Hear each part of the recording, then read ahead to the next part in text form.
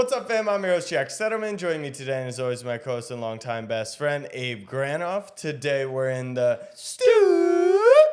And Abe, what is on your mind today? This is a big episode. Big episode. Why? We got a special guest coming up in just about 10 minutes. Awesome episode. Yeah, introduce yourself to the people because we could get some new faces in here. Some new listeners. Sure. My name's Abe Granoff. I am a cuck for a living. I host a podcast with my best friend. Nothing that ever I want to happen in sports ever happens in my life. And that's pretty much all you need to know about me. And plug the YouTube channel. Oh, and subscribe, hit the button below. Bell, maybe put it here. Ding. Subscribe on YouTube to the Snapback Sports Pod. But Instagram, TikTok. What is on your mind today? Just got back from Raleigh, North Carolina yesterday. Raleigh, North Carolina. Nobody corrected me when I was down there. And I did a really good deed this weekend for the first time in my life. I tipped an Uber driver. Why? They earned it. They earned it. How? How do you earn that? So this is how you earn it. It was Friday night, I want to say. And I had like a late lunch, 3 o'clock, 4 o'clock. I didn't know that North Carolina is known for barbecue. Yeah. It was pretty good. They had the Carolina barbecue. You've never sauce. heard of that? I kind of remembered after, but the reason they're known for is like they use a vinegar based in their sauce, and it makes it a little bit more liquidy. Irrelevant. Ate a late lunch. Was doing some work later on for the basketball games. Was watching the games with some coworkers. Then was headed back to the hotel around 10:30, and I was starving. Starving, man. And so I call an Uber, and I had a few beers in me. I was feeling loose and shooting the shit with the Uber driver, good guy. And we drive past a Wendy's, and I'm like, my man, can we please stop? Like, go through the drive-thru. I'll get you something. He was like, yeah, I got you. Pull up to the Wendy's drive-thru, closed. Burger King across the street. I was like, my guy. Whopper. Junior. So we go to Burger King, close. At this point, I'm just like, whatever, man. Let's just go back to the hotel. We're on our way back to the hotel. We're driving past the McDonald's. He goes, you want me to check out McDonald's? Wow. And I'm like, you want to get married? Stops at McDonald's for me. He didn't want anything. Goes through the drive-thru. I'm in the back seat ordering by myself. Get McDonald's late night. What's the order? What's the late night order? So I'm not like a McDonald's guy, but I've realized after not having it for so long, I know why people love it. Yeah, that shit is so slaps. good. I got a double quarter pounder with cheese and a bacon ranch McCrispy, which is interesting. It's new. It's a McChicken with bacon and ranch. Really good. Small fry. That was the order. What'd that run you? $13. Okay. In Raleigh. Right. Raleigh. Which one is it? It's Raleigh. Raleigh, North Carolina. Overall, exactly what you'd expect. What I hear, it's an up and coming city. Is that what I would expect, or it's no? Fine. Okay, it's fine. It's all cheap. Right. Talk me through the Uber. How much is the Uber? How much was McDonald's? You said 13. McDonald's was $13. That's 2 sandwiches and a small fry. How much was the Uber pre-tip? Probably $11, $12. On the company or on you? On the company. Okay. McDonald's on you or on the company? I'll probably take that one. Okay. And how much was the tip? $3. Okay. 25% tip. Yeah. I was gonna buy him McDonald's. Yeah, right. And that probably would have cost. So I was like in my bag a little bit, and I'm like, I'm in Raleigh, North Carolina. I have nothing to do on a Friday night. It's like, you know what I'm gonna do? I'm gonna go be a good human. I'm gonna go out by myself. On the company, right? To be clear. Oh, for sure. Yeah. Put the phone down, get some beers, get some dinner, watch the basketball. Simple bet. You guys and are just great do company. not dox where I work. Bleep that out. And I go out by myself for dinner, and I put my phone down for like 4 minutes, and then it was halftime of the Alabama game. I was like, well, I got to bet. So I pull my phone out, and I just start chatting up random people next to me throughout the weekend. First guy that sits next to me, Des Bryant Cowboys jersey. It's like, this is going to be tough. In North Carolina. Actually, I land in Raleigh. Within the first 15 minutes, I see a bumper sticker and a license plate, Philadelphia Eagles. I was like, wow, people love Miles Sanders here. But yeah, you don't really ever need to get to Raleigh, North Carolina. And I will say, but if you did, you're okay. If you did, you're okay. And grab some barbecue, hang for 2 days. Every Uber driver I had was really cool. Everyone I was chatting up, a guy yesterday on the way to the airport had a Panthers hat and a Panthers shirt. And was just doing like self-deprecating Panthers humor the entire time. Okay. And I told him I was an Eagles fan. And he was like, man, they're trying to trick this fan base by signing Adam Thielen, by signing Miles Sanders. Go. He's got his pulse. Because I put out that it's disturbing that a team would put their new quarterback, star quarterback, young first-round pick quarterback in a situation like this. And I got Panthers fans now coming at me. And I'm like, look, it's definitely not the worst weapons that have ever been put together. But why not put your quarterback in a position to succeed? Give him a guy. So that's what the Uber driver said to me, and I rebutted, and I said, look what the Jags did with Trevor Lawrence last year. And the wide receiver market. And it was a disaster. Was it? What are you talking about? Like, I thought you were saying the Christian Kirk $74 million. But Christian Kirk's good. Last year. People just but were trolling. Everyone was trolling, and people are kind of trolling these mid-market decisions. No, time out. Christian Kirk had never gotten to that point, but he was young with potential and had never played in that role. We've seen Adam Thielen. We know what direction his career's headed in. We've seen DJ Chark. They're good players, but why not give your guy everyone thought that like, oh, the Jags are signing Christian Kirk. They're signing Evan Ingram. Like, they're giving Lawrence nothing, and he ended up doing well with them. On top of that, they gave him Doug Peterson. They gave him Doug Peterson, and they gave him Frank Reich. Yeah, they gave him Josh McCown. I'm just saying, if you got the quarterback on a rookie deal, give him DeAndre Hopkins and be like, all right, you want to throw the ball in his direction 8 times, it'll probably work out. So the first thing I'm doing with a rookie quarterback, forget the weapons, is I'm building an offensive line. Build O-line. Build and then out. I'm not asking for you to give him like Joe Burrow and you get Chase and Higgins and all those guys. I'm just saying, give him a guy. Give him a guy he can trust. Chark could be a guy. Thielen is good. Anyways, if you're listening to this pod, welcome. We do talk about sports here sometimes. We're going to talk about the Final Four right now. We're recording this Sunday morning before the Horns are headed to Houston. Texas plays against Miami today, and then Creighton against San Diego State. UConn has already clinched their spot in the Final Four, and FAU, a 9 seed, Cinderella story, has clinched their spot. So the question is, with either FAU or either FAU or Creighton San Diego State, the winner of today's game, will be in the national championship. Will be playing in the last game of the season. Do we care about the Final Four? If gambling wasn't legal, I don't think we would, my brother. I actually said this to my roommate last night. I was like, do you consider FAU a Cinderella story as a 9 seed? And he's like, oh, 100%. Yeah. And I was like, well, would you have considered Villanova a Cinderella story when they won as an 8 seed? And he was like, yeah. Maybe not because it's Villanova. No. They were an 8 seed when they won. That's the longest seed to ever win the championship. Okay, but I'm saying at that time, did you consider Villanova a Cinderella story? You know that was when they won, like, in 1970. I thought it was when they won with Jalen. No. Brunson. No. Are you sure? They were the 1 seed. Both times? He won like 2 national championships. They were like 1s and 4, or anyway, 1 and 3. Do we care? Of course we care. It's March Madness. Do it? Really? I do find it hard to have so much interest and to put stock into not calling it a Mickey Mouse national championship when the 4 teams are. Well, you got to load your narrative in case Texas fucks around and does the job. I think I'm good on that. Wait, what do you mean? I just don't think Texas is going to win it all. Well, based on what? Based on the logo on your shirt and what usually happens. What? Like, when have you ever been destined to be happy? Never. Exactly. But this is the time. Okay. This is finally the time. Right. This is finally the time. Best of luck. Thank you. I totally kidding. Let's go to you. I find it hard when you don't have a true blue blood in there, like leading the way. You say that. This is another conversation. Is UConn a blue blood? No.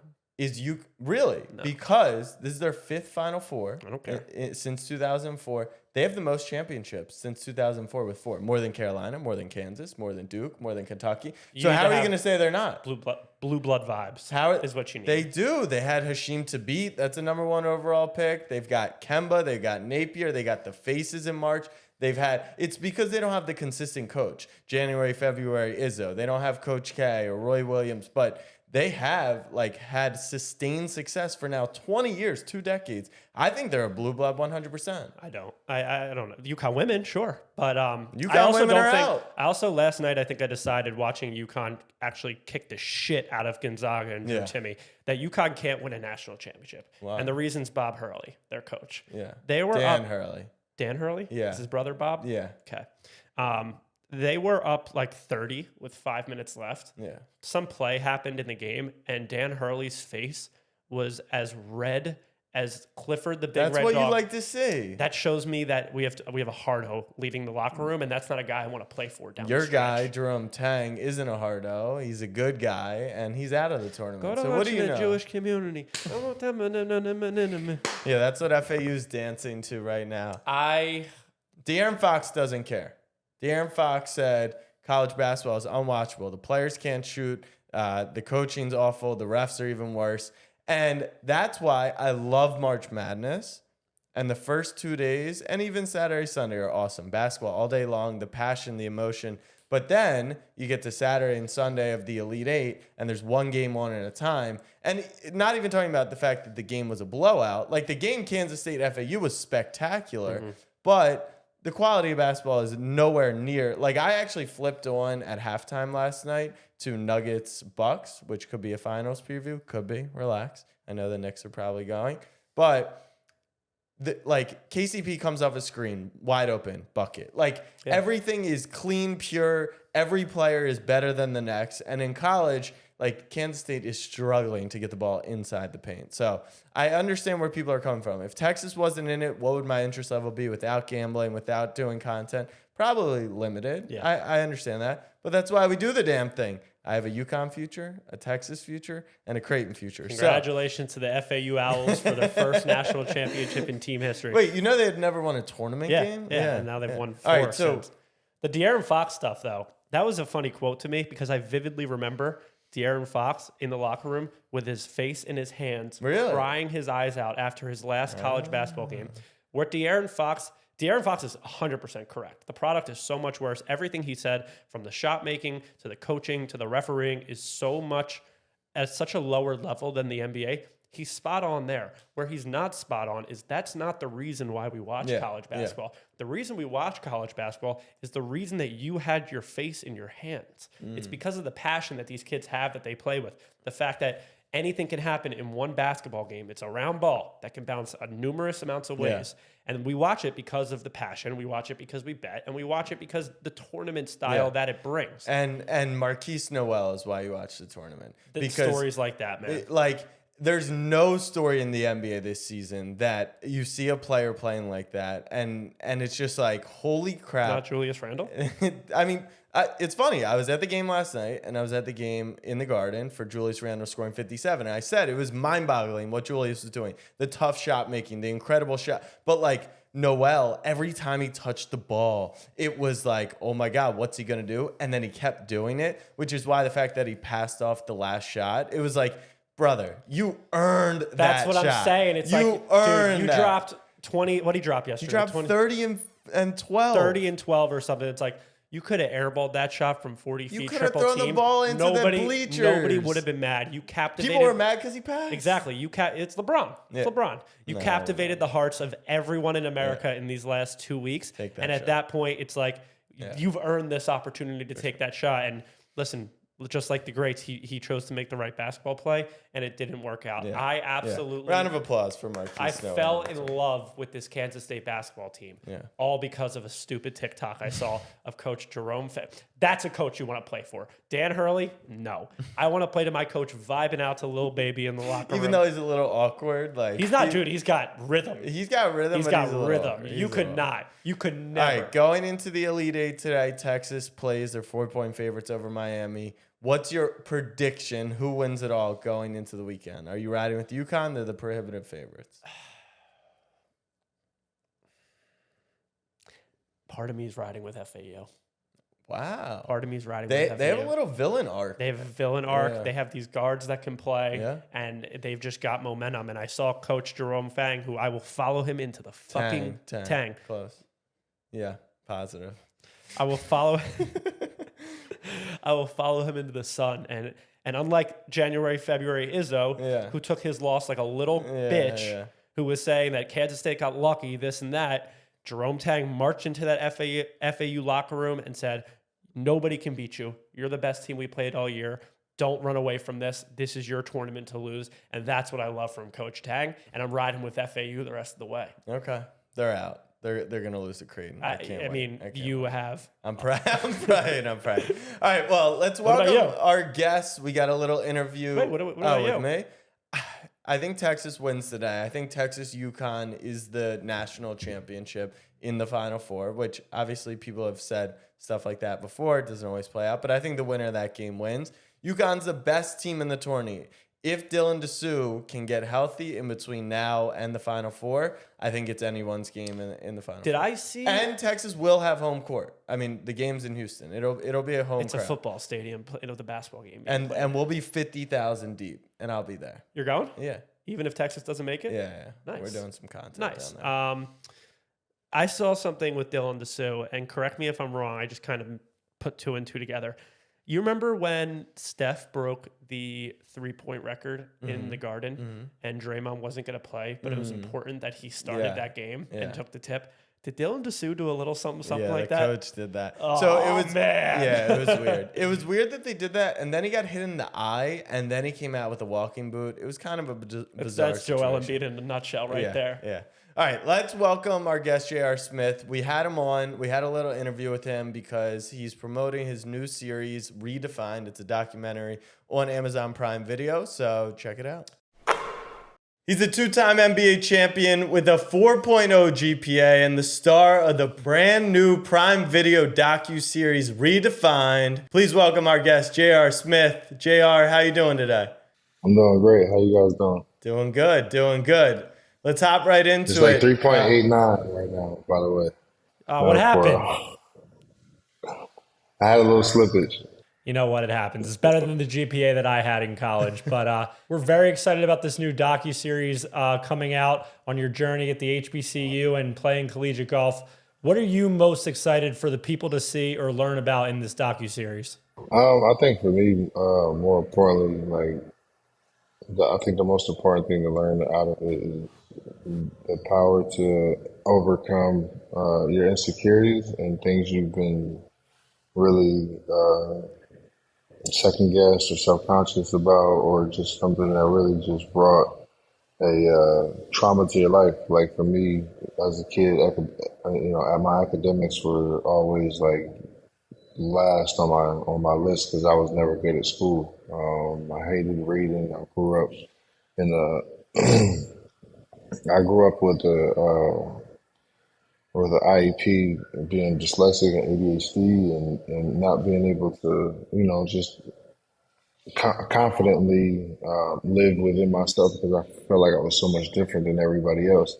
And seeing my peers and people, excel in the classroom and stuff like that, it was, for me, something I always was very insecure of and shied away from. So for more than anything, I just hope people can understand that aspect of it and overcome and get into a point to where you feel like you've achieved and been successful. Like, I think that's the most important thing to take from it. And I feel as though if you can, put yourself in my place and whatever issues you have going on in your life, and it's not just necessarily academics for everybody, obviously, but when you look at it from that aspect, I think it resonates with a lot of people. Yeah, well, we love your kind of journey that's gotten you to this point because it's very relatable that a lot of people don't take school first, and people evolve with time, and it's cool to see you talk out about all this type of stuff. Given the fact that you went straight to the league from high school, now do you think with NIL you would have gone to college, gotten your education while being able to make a little money along the way, or do you still like that path? No, I still like that path for me. I mean, especially for me because that was always my dream, my goal to play in the NBA, and to get there as soon as possible would always been like a mission for me. If I was going to college, fortunately they won the national championship without me, so it wasn't like they really needed me that bad. And if I'd have went, it'd probably been more like a one and done situation. Because you look at the people who were coming out around that time, it was people who were, typically around my size, shooting the ball and athletic. So it would have been pretty much a one done situation from my standpoint, anyway. depending on, so many other variables come into it, how you get along with coaches and stuff like that in the college aspect because they control so much. But for me, I like that. I like the straight out of high school route because again, that was my goal, and I feel like I had the game for it. So you're a two-sport athlete now on the North Carolina A&T golf team, as well as a two-time champion in the NBA. There's always a question around golf, and mostly Jack and I talk about this a lot, and I'll be very frank because we both suck at golf, but we try to. That golf isn't a sport. I do too, trust me. Or golf isn't a sport, or golfers aren't athletes. What is there about golf and golfers that's misunderstood in the realm of like the athleticism that's needed, or is it actually a sport? I mean, I was one of the people who didn't consider a golf a sport because I don't think you can translate it into anything else to where, other sports where I would say athletic ability as far as running, throwing, jumping, and those agility things. But once I started playing golf, I realized how much of a sport it was when you sit here and for one, I started off riding around in a cart. And I always said there was no way I would carry my own bag and play. Like I would literally quit. And now I'm literally carrying my own bag in these college tournaments and trying to compete and stuff like that. And it's like there's no other sport like it. But when it comes to the hand-eye coordination of trying to swing a club at 117 miles per hour and meet up with the ball and hopefully and not even hopefully, but intentionally get it to a certain spot 150, 200, 300, 400 yards away on purpose. Like there's no other sport like it, not even close. And to consider these guys not athletes when you see, whether it be John Daly, because he's like the typical quote unquote, I guess, look of a non-golfer athlete, whatever, or golfer non-athlete. But when you see him hit the ball 350 and he can hit a 7-iron 200 yards to 10 feet, like how can you not consider that person a golfer or an athlete? Even after they're walking, 8-9 miles a day. Yeah, I never really thought about how many miles you walk in a day. Golf is all about the reps. I have a different question for you. LeBron James has attempted 27,000 plus attempts in his career. He's obviously the scoring champion. Do you think if you took as many shots as LeBron in your career, you would have the scoring record? Yeah, for sure. There you go. It's 100%. confidence is key. Yeah. Well, you've been out of the NBA for a few years now, and you've been more on the links playing some golf. Let's do a little hypothetical here. Your life is on the line. You've got a top of the key three, wide open, nobody around you, or you have a 4-foot putt to sink. Which at this point in your life would you choose today's J.R. Smith to take? Right now, if I'm betting my life on it, probably the 4-foot putt. Is there somebody else's life that would change that answer maybe? Yeah, anybody outside of my immediate realm. Pretty much. So Jack or I, that's fair. We only have a few minutes. I probably should have 3 on that one. There you go. I feel We more only have a confident few with minutes that left here, and a lot of this docuseries is about your journey throughout the NBA career and now your college career. And part of your journey involves you were in the headlines on and off throughout your career, obviously as a young kid, and now you see in the NBA today that John Morant is finding himself in the headlines as well. Is there any advice that you could give, or can you resonate at all to what he's been going through and comment on that situation? I mean, I can resonate a lot with this situation. I don't know him personally. I heard he's a great person, a great guy. So I'm giving him the benefit of the doubt. I don't think a lot of people have given me the benefit of the doubt. So I would like to give him the benefit of the doubt, being, not judging his character based off what I've seen or what people who actually know him know. For me, I think the only advice I could give him right now is to, find somebody to talk to, find an outlet, find somebody who you feel confident in to having, real conversations and tough conversations, and not people who's just going to tell you what you need to hear just because you're John Morant. And people who don't want anything from you, people who aren't in your pockets or on your payroll or just hanging around you just to be, because you job. Find somebody who you can literally reach out and call, whether it be an old vet, whether it be an old teacher, an old coach, or whoever that person is for him, or whether it even be a therapist. And I don't want to put that on him and say that's what he needs, but that's what I think a lot of us professional athletes we shy away from because of the stereotypical type of, oh, I'm talking to so-and-so's talking to a shrink or talking to somebody or whatever, opposed to the real benefits of that can happen from it. So for me personally, my advice for him to find somebody safe that you feel like you can talk to and realistically gonna give you straight answers as opposed to just telling you what you want to hear. Yeah. And I appreciate you speaking out on therapy and changing that narrative. It's really important. Let's close really quickly with rapid fire. Let's get you out of here. Are you ready? Yeah, absolutely. All right. Cavs or Lakers championship? Which meant more? Cavs. Cavs for sure. Okay. What's the most you've ever spent on a night out? Could be dinner, could be the club, could be, anything. I think like 30. Okay. $30. That's not bad. No, a little higher than that. Who is your dream golf foursome? Myself, Tiger Woods, Michael Jordan, and my dad. Okay, I like that. Who's the toughest player you had to guard in the league? Kobe. Who's your best teammate ever? Probably James Jones. Okay, last question. Are the New York Knicks winning the championship this Get season? the hell out of here.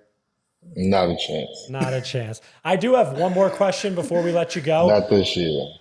I have one more question before I let you go. I had to ask, what does Jay Crowder owe you money for? We had a little game back in the day, and he paid though. Okay, we're going to clip this and tag him and make sure you got your money back. Nah, he looked out. That's my dog, so it wasn't like it was any beef towards it. It was funny from the standpoint of what she was saying, and I just figured I would chime in on that. But there's no beef with me and Jay. That's my dog. All right. Appreciate it, JR. Everyone make sure to check out the new documentary. We're really excited. April 4th, going to catch that. Thanks so much. Appreciate you. Thank you. Be well, JR. Did Lamar Jackson finally get his weapon? We was catching him, unlike Agholor, So, on paper, what is Nelson Agholor? Super Bowl champion, A Super Bowl champion. who had 8 receptions for 84 yards in the biggest stage. He's a meme. He's a viral sensation, not because of himself, but because of, a guy in Philly. He's a stretch the field type guy. What? No. On paper. What paper? On paper, if you're like, hey, what can this guy do? He can run really fast and beat press coverage. He can stretch the field. True or false?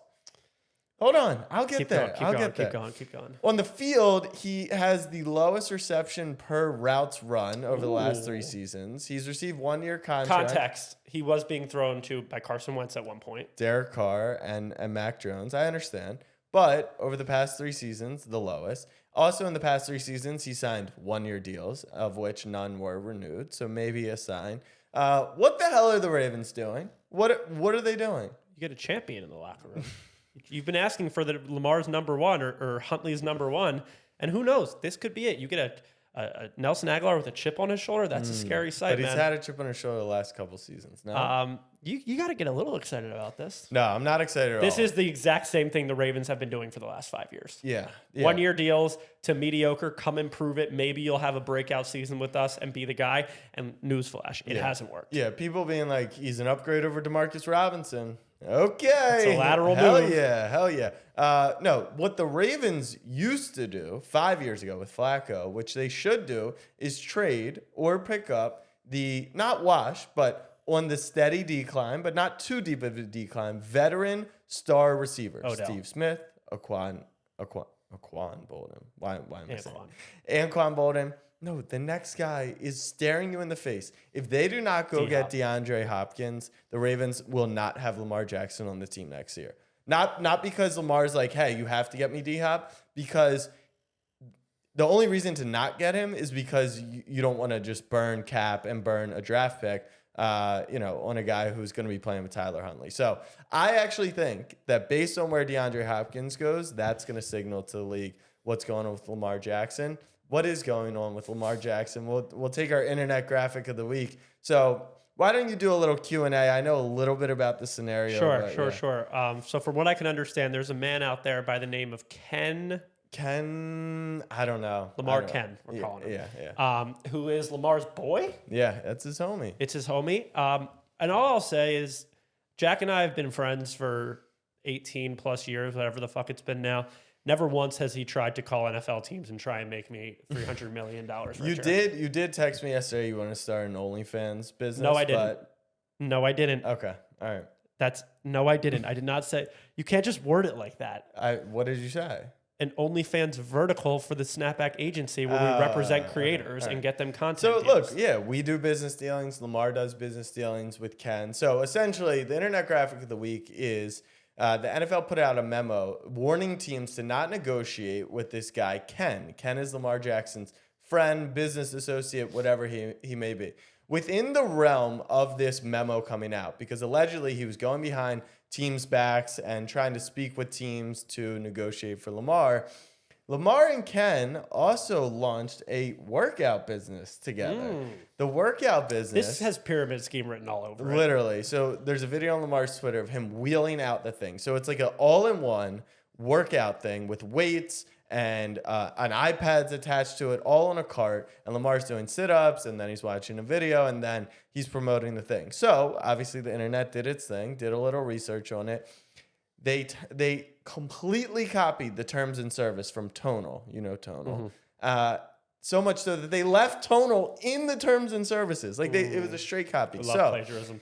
So yeah, the people that, given the whole situation with the no agent and with Lamar keeping it very tight and the negotiations going not very well, people are like, this is a disaster. And now Lamar people, who have protected Lamar are flipping on him and being like, look, we can't protect you anymore. Like we can't say it's the NFLPA. We can't say it's the owners, colluding behind your back. At this point, he's adding fuel to the fire a bit. You're just not doing it the right way. You can't have this sketchy guy going. What's sketchy about it? Imagine you hit me up. You're like, yo, what are you doing? And I was like, I'm just at Starbucks doing some work. Gonna call up Dan Snyder and try and get you $300 million. Yeah, I respect that, but it's not how you do it. It's actually illegal. What they're trying to do. What, are you gonna arrest them? Who knows? Well, they're gonna get big fines. All I know is get you a boy like Ken. Get you a boy like Ken. All right. Ezekiel Elliott to the Eagles. As an Eagles fan, are you intrigued? Oh, you're eating. You're eating. I'm also starving. We getting lunch after this? Yeah, we're getting lunch.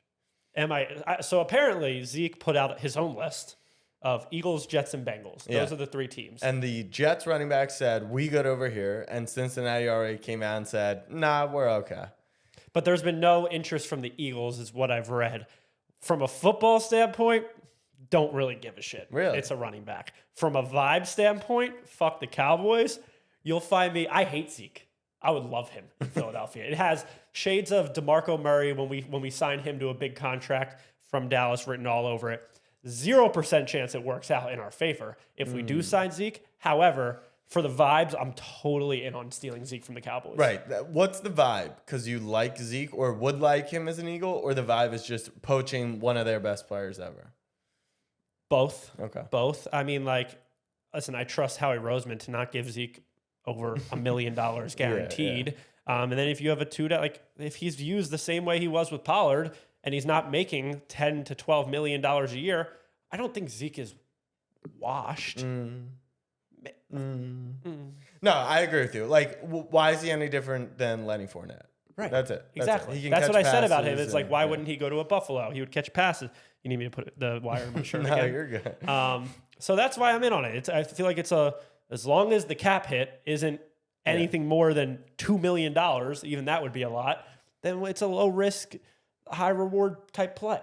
Okay. So I think it'd be fun. All right, we're going to move to the association. And as we do so, there's going to be a couple quotes we're going to have to read. So Sure. let me read a quote to you, Abe. Sure. And close your eyes and let me know what this sounds like, okay?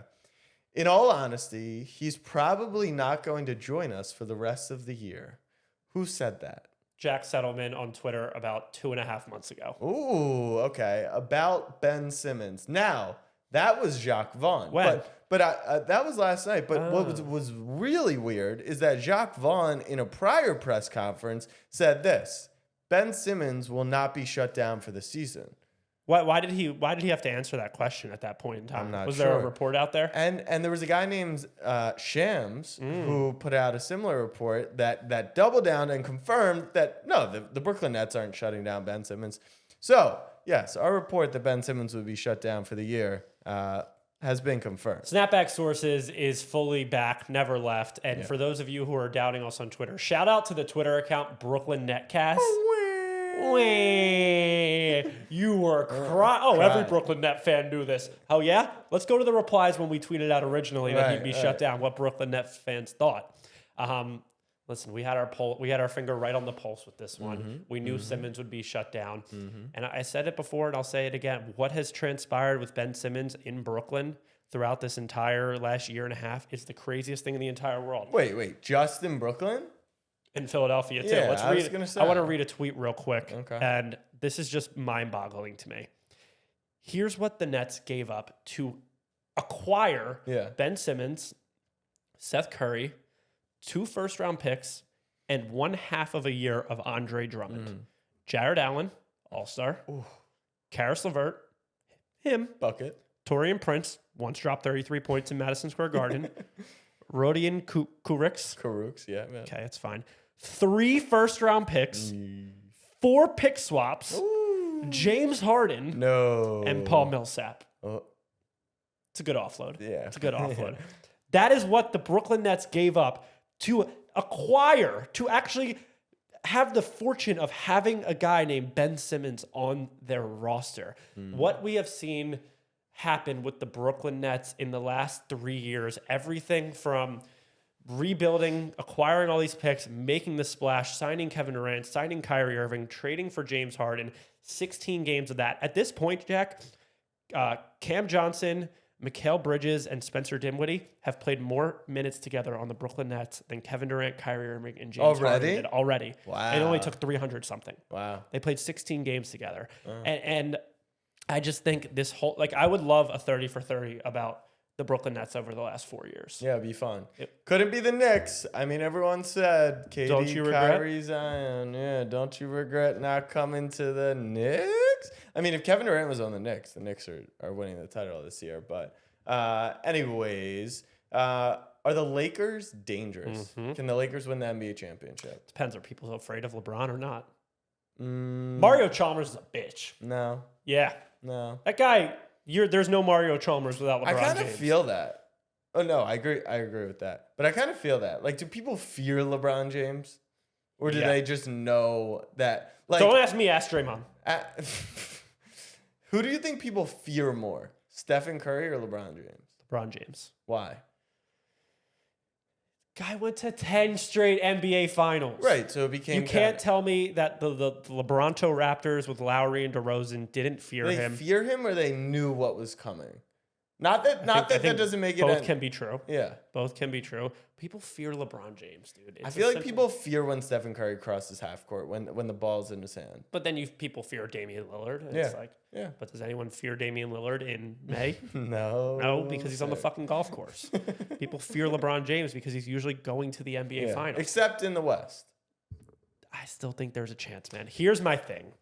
As of right now, the Lakers are in the 8th seed, but they're tied in the win column and loss column, same record as Minnesota in the 7, New Orleans in the 9, and they're 1 game ahead of Oklahoma City and Dallas are the 10th and 11th, and 2 games with Utah. The West is wild right now. So they could finish anywhere between 4 and 14 at this point in the season. If you want to answer the question of do people fear LeBron James, look at the standings and then ask the Memphis Grizzlies who they don't want to play. Because you make fun of me for saying Minnesota has a chance to win the West. No, I made fun of you for wagering actual U.S. dollars on Minnesota Timberwolves to go to the NBA Finals. But people are fine betting on Los Angeles. Yeah.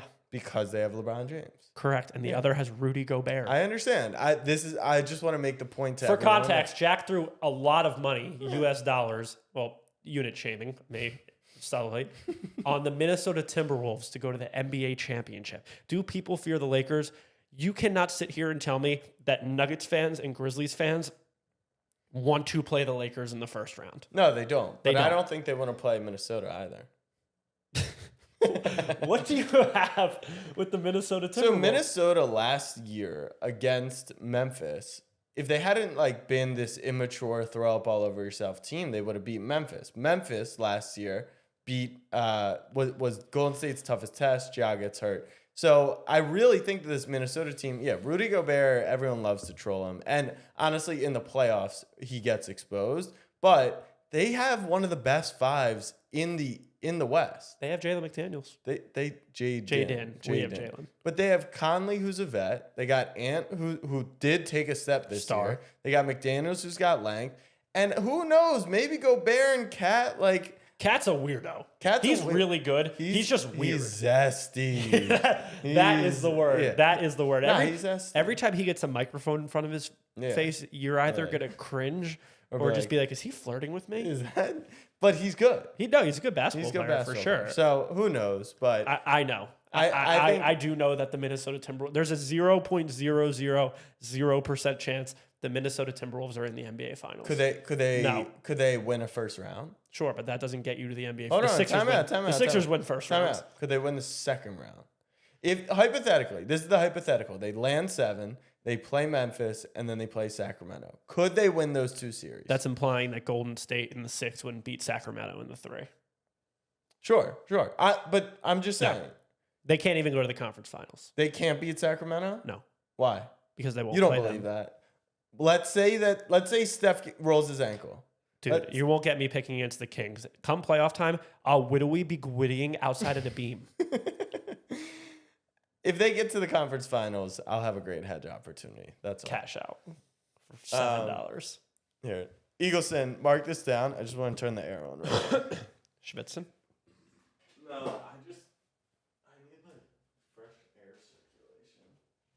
Yeah, my pits are. I'm starving. Do you not eat anything? No. Woke up at 9:30. Sorry, not everyone's doing legs this morning on a fucking Sunday before softball. Getting the grind on. All right, Eagleson, we are coming back in for Cap right now. In 3, 2, 1. It's time for Cap of the Week, and I've got another association quote for you. If they want to change places, then hey, be my guest.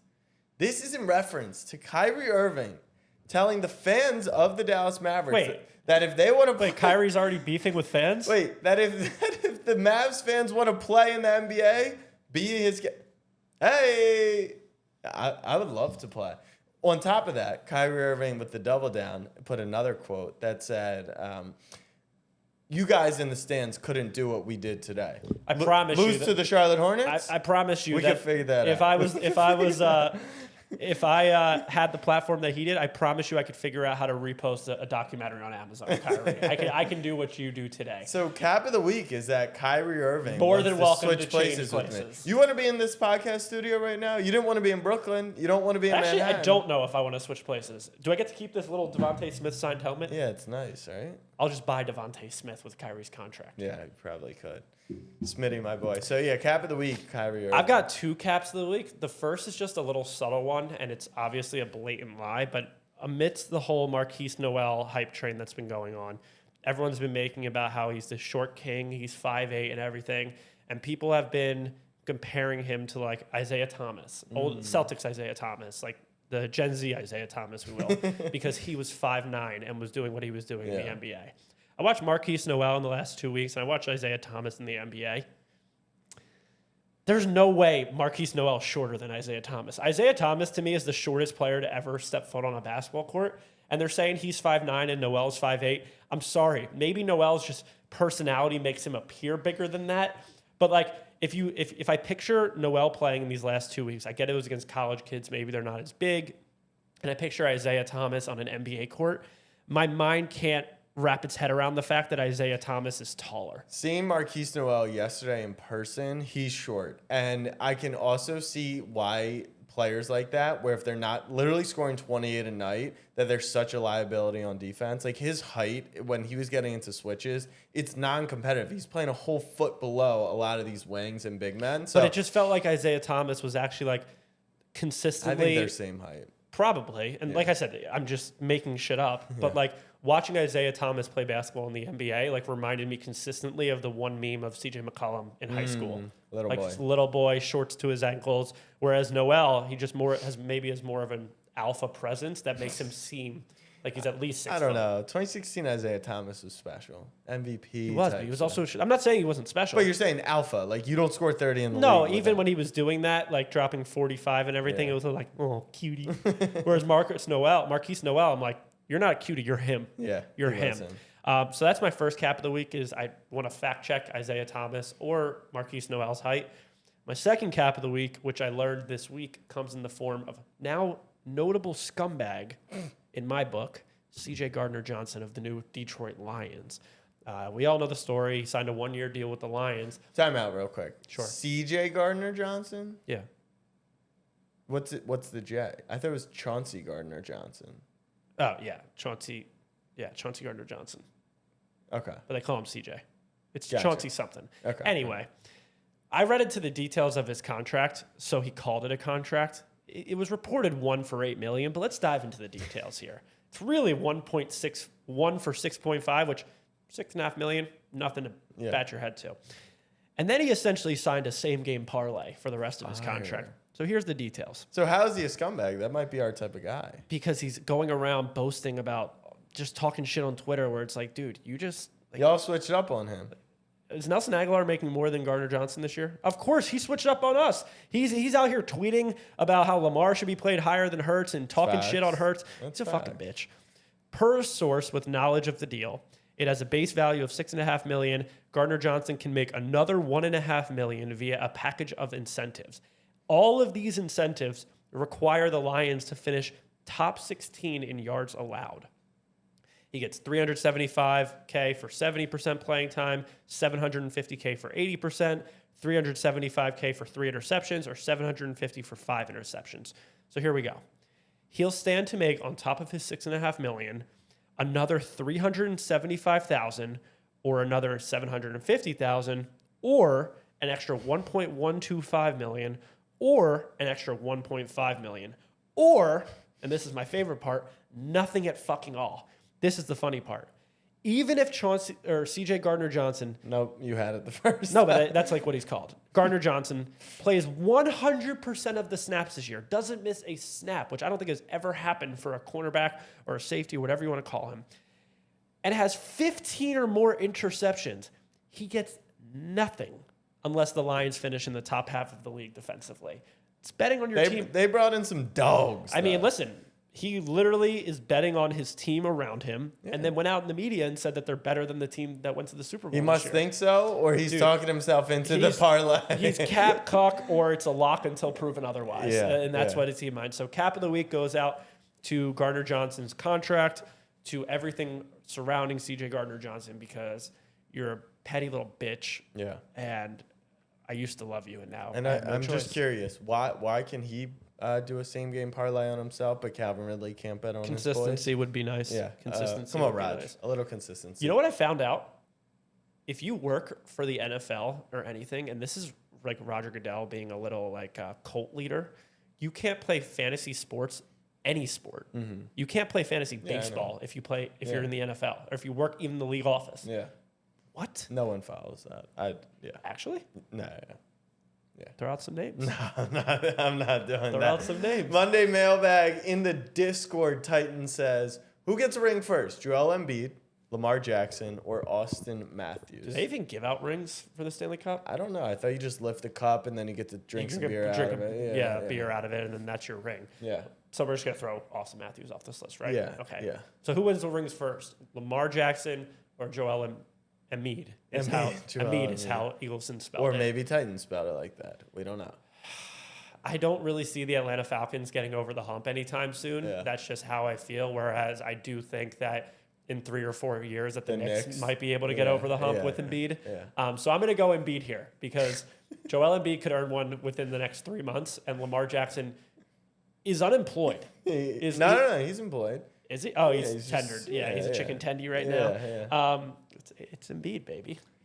Yeah, it's so funny how The answer is none of them. yeah. Let's just call it Like spade. we've gotten to this point where 2 years ago this would have been like a highly intense topic, debating, We're both screaming at exhausted. each other. Yeah, we're just tired at this point. I mean, my guy Lamar is out with his boy Barbie Ken shipping fake, workout stuff, and your guy is playing the best basketball of his career. The Sixers look amazing. You're all in, but at the same time, you're also like.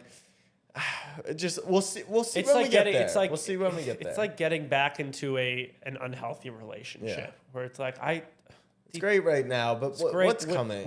We know we're all faking it right now. Yeah. This is fine and dandy. Like dinner was great, the sex is great, but at the Yeah. end of the day, like we're gonna end up fighting in about a month and a half, and it's gonna be time is a flat circle. That's probably the most accurate representation of the Philadelphia Sixers and their fanhood. It's a toxic relationship. Yeah, It is. yeah. And every time you think that it's going to be, and we're the cucks, the fans are the cucks. Yeah, and yeah. the Sixers are the hot girls, where you just keep running back to them.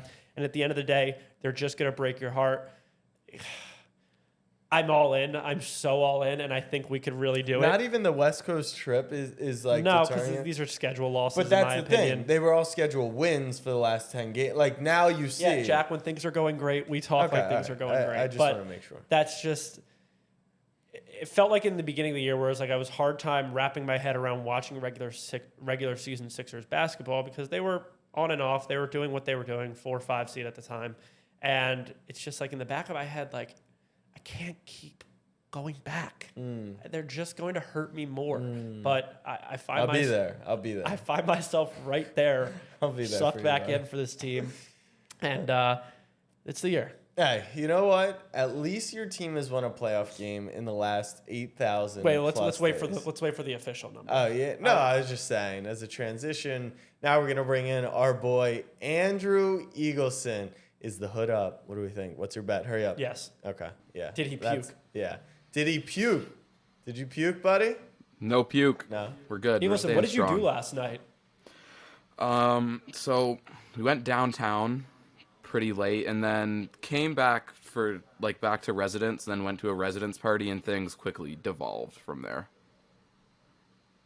Residence. Talk to us. You go to med school? What's that mean? What? Oh, come on. Like your dorms where you live in Okay. college.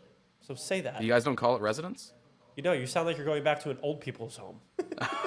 I guess it does kind of sound like that. No, that's just what it's called here. I'm not really sure why. Just call it So residence. how late did the festivities at the residencies go? Like 4:30 in the morning? Oh shit. Okay. All right. So you have a fair excuse. Just a bunch of Oh, that's what I wanted to discuss. Was the you go to dinner situation?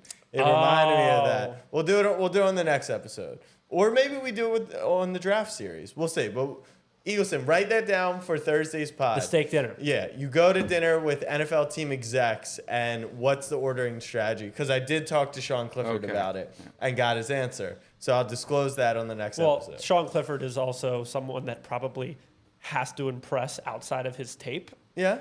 Yeah. Whereas a guy like No, CJ but Stroud he and Bryce- said the general theme is it's all a game, and it's a fun game of they're all trying to fuck with you. Like we'll disclose All on right. next episode. But Eagleson, what else you got going on, or you just want to talk some Finns? I mean, just in the midst of school shit right now, exams and stuff coming up, just blows. But yeah, let's talk about football. Let's talk about You're like something that'll... really crying today between your Dude, hangover. 4:30 in the morning. He's 20. You cry when it's 10:30 at night. I'm 27. It's all right. Just block it out of my mind. Let's talk some football. I'm ready. I right, never all got right. hungover at that age. All right. You never got hungover. I didn't that's learn not what, true. No, it is. I really That's didn't the learn what a cap of the hangover week. was. That's my cap of the week. You 100% have been Thank you. hungover. Thank you. I Thank really didn't learn what a true hangover was that I get them now until after I graduated collge. So you're saying you were And now, soft in boy, college. do I cry. Cry. Cry. A lot of tears. All right, Eagleson. I got your Yeah. clock ready to go. 1 minute The final Finute starts now. It's been 8,121 days since the Miami Dolphins last won a playoff game, and that traitor fuck Trent Sherfield will not be a part of our Super Bowl winning team. Some people that will contribute, however, are David Long, Braxton Berrios, who will be great at returning kicks. Deshaun Elliott, too, is a great physical safety to add to this DB room. He fits well with Fangio's two-deep safety defense. Malik Reed also had his best season in Fangio's system, by the way, similarly to Jalen Ramsey. Also, Andrew Van Ginkel, the special teams GOAT. He's got more touchdowns than Sherfield, too, I'm pretty sure. Anyway, he re-signed with the team, and I will not tolerate any slander towards him. Also, Cedric Wilson, still under contract with the team, heavily underutilized last season. I'm assuming that's because Sherfield was a much better blocker than him, but with him gone now, McDaniel really needs to find out how to maximize him and get our money's worth out of him. Next order of business, we need someone to come in and compete with Austin Jackson at right tackle, preferably not fucking Brandon Shell. Jackson either needs to take that step or we need to bring someone... I don't even know if it's a dolphin noise Not anymore. even remotely. My favorite line of Final Finite outside of the opener every single time was him saying he will not accept any slander on a guy named Andrew Van Ginkel. As if I would sit here and waste my fucking breath on a man named Andrew Van Ginkel. You are an Good. all-time Who sounds like he was one of the Facebook founders from that movie. This is you So slandering no worries, Andrew I Van will not Ginkel. slander It Andrew needs to Van stop. Ginkel, I promise you. Good. You shouldn't. How about Tua? What happened with Sherfield? He went to the fucking Bills. He signed with the Bills.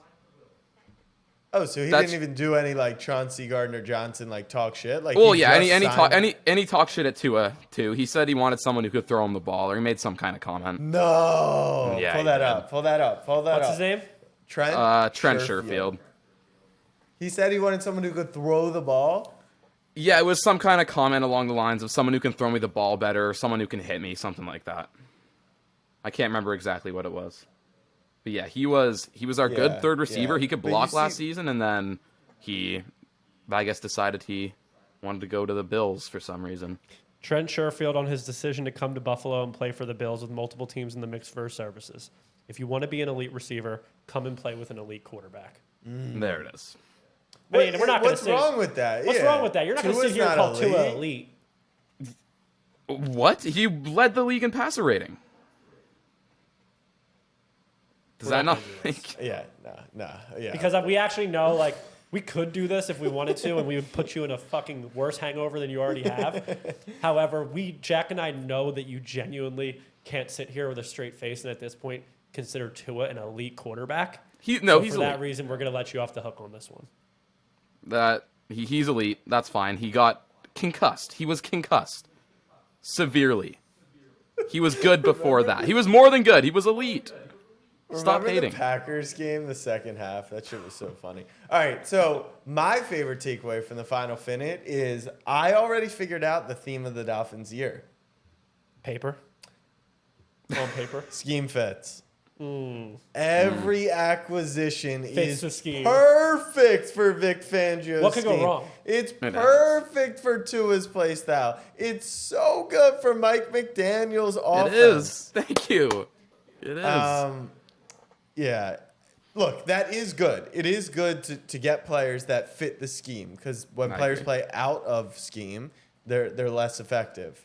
That, because you bring in Deshaun Elliott, does not make him a good player just because he's playing to his strengths. Deshaun Elliott is a Longhorn.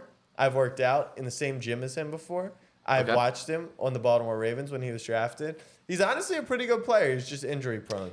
But he's just one of many players that you spoke about there that just because he's playing in a good scheme does not make him like this now next level Pro Bowl player. He might be better than he was last year, but I don't know. The theme seems to be scheme, and that's scheming me out. We have Look, Jack. That's totally fair, but we haven't played any football games with this defense yet, so I'm not really sure what else to say I about them. know, Or which is why you Which guys is why should you stop should shut the anointing fuck up. yourself as the best defense and a top 5 offense. But what we do have some metric to judge scheme fits and how everything will play out this year.